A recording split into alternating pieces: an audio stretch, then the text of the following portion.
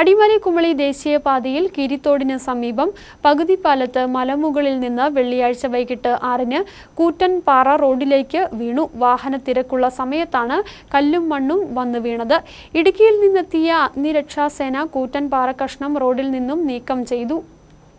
വെള്ളിയാഴ്ച വൈകിട്ട് 6 മണിയോടെയാണ് അടിമാലി കുമളി ദേശീയപാതയിൽ കീരിത്തോടിന് സമീപത്ത് പകുതിപ്പാലത്ത് മലമുകളിൽ നിന്ന് കൂറ്റൻപാറ റോഡിലേക്ക് വീണത്. വാഹനത്തിരക്കുള്ള സമയത്താണ് കല്ലും മണ്ണും വന്നു വീണത്. ഇതിനു പിന്നാലെ നിറയെ യാത്രക്കാരുമായി KSRTC ബസ് ഈ ഭാഗത്ത് എത്തുകയും ചെയ്തു.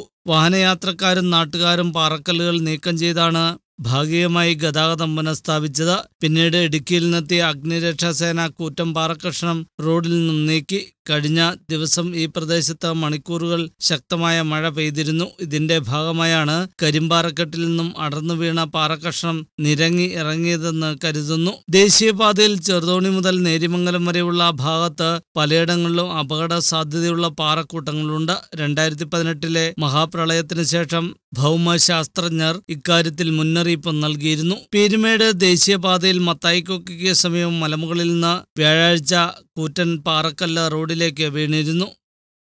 News bureau, Idukki.